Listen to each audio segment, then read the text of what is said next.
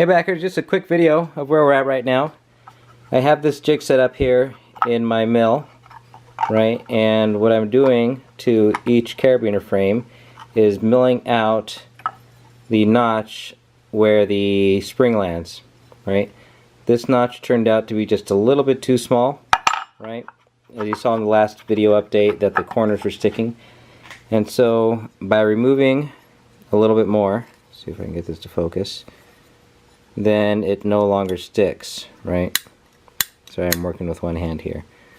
But that allows it to sit flush, right? And also keeps it from sticking on the frame.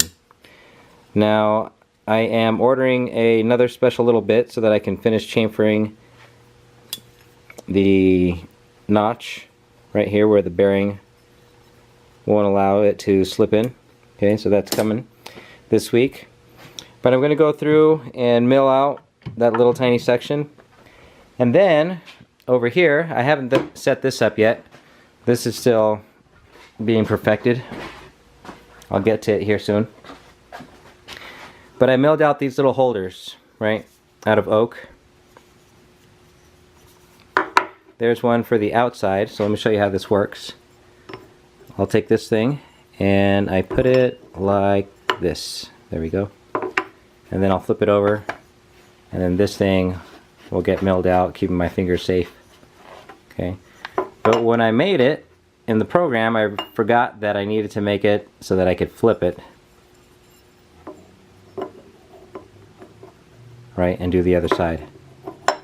And so that's why a little piece of it is filled with epoxy, because I tried to mill out the little piece that wouldn't allow it to flip by hand. And of course it jumps all over the place, making it ugly, but the function is there.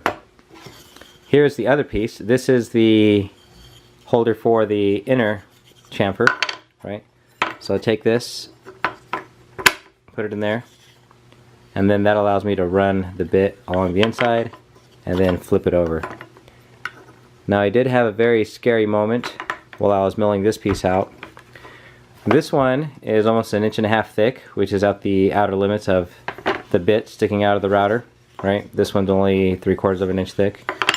But as I was milling it, you can see this little part is messed up. It's not all nice like the other little grooves. The bit started to come free from the router. It fell into the table right here, and then this thing popped off its track.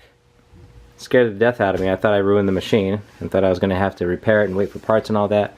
But it went back together. Thank goodness. So I'm still working on these things, right? Here's a stack of them that I need to do. Here's a stack that have already been cut. It's a tedious process, but I'm getting through it. And then I really appreciate all the comments that you folks give me about centering this machine and finding zero every time. The problem is figuring it out will take time, and I'm already behind on the project. I don't want to keep this from arriving at your doorstep, so I'm going to keep at it. The machine is helping very much so as far as making these jigs and holders to finish the process, right? As you can see, there's that one.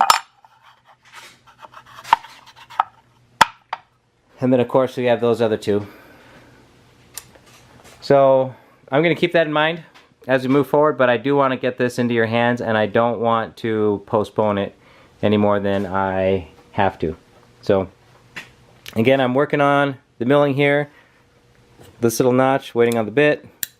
Then once all those things are milled out, I'll take it over here, perfect this setup, and then run the chamfer through using my little specialized tools that I made. And then after that, I'll order all the supplies for shipping. Hopefully you folks filled out your surveys, and then we'll get them packed, labeled, and dropped off at the post office. So, thanks for your patience, and I will see you next time.